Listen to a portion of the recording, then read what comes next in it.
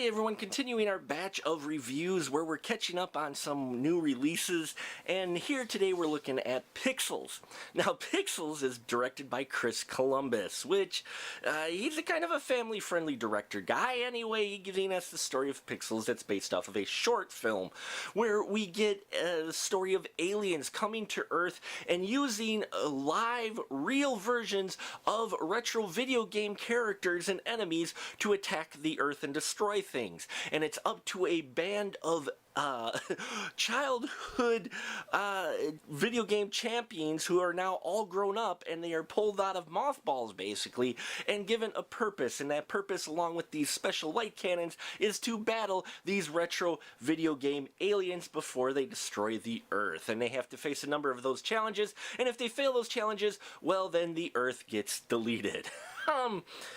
Wow, this is one of those films where I was watching it and I'm like, okay, this wasn't too bad, and then my brain started thinking a little bit and started thinking a little more, and I was like, oh my lord, are there a lot of issues with this film? The main issue that I have with the film is the tone. This thing does not know what type of film it wants to be. I loved the bits, don't get me wrong, I loved the bits with the pixelation and the aliens attacking and them fighting the retro 3D versions, the live versions of these video games. Those parts were great.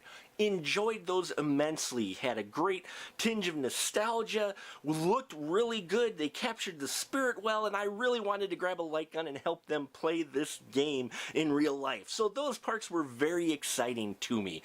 But there's parts in between here where we get the Happy Madison Adam Sandler comedy that doesn't fit the tone of the other scenes. This film could have been very family friendly, but unfortunately I can't say that it is, because some of the jokes in here your younger teenagers may even get, but there is a lot of innuendo and other kind of rude things that didn't need to be here. Really, they could have made it a lot more family friendly.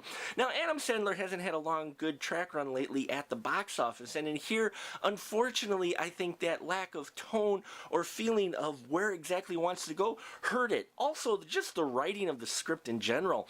While I did enjoy these characters that they came up with, these video game champions, they are rather entertaining, especially Peter Dinklage's Eddie, who he really plays it over the top mullet at all, and you can tell he's having fun. But after seeing him in a role like at Game of Thrones, this felt like a major step down for him, though his character was still entertaining and he made the most of it.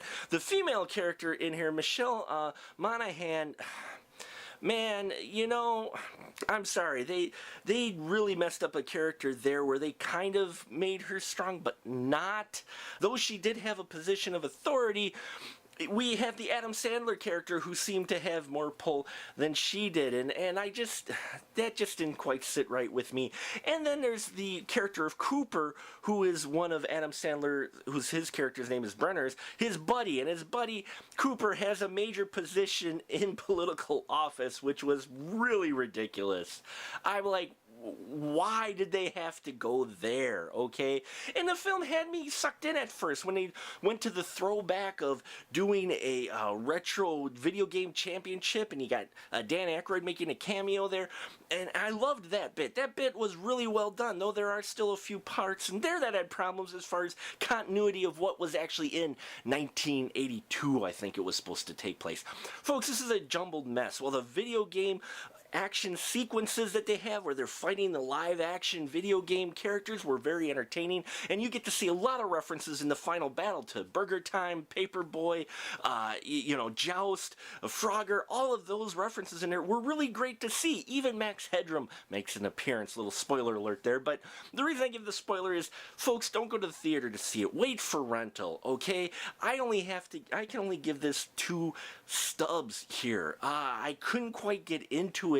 The mixture of tone just didn't sit right with me, and while it did give me a nice touch of nostalgia in the battles and when I wanted to go grab a light gun and join them, The rest of the film could have been skipped. They could have just cut those pieces together. And I would recommend you going to look online and find the short this was based on, because that is far more entertaining. Pixels is not worth a roll of quarters or a single quarter credit.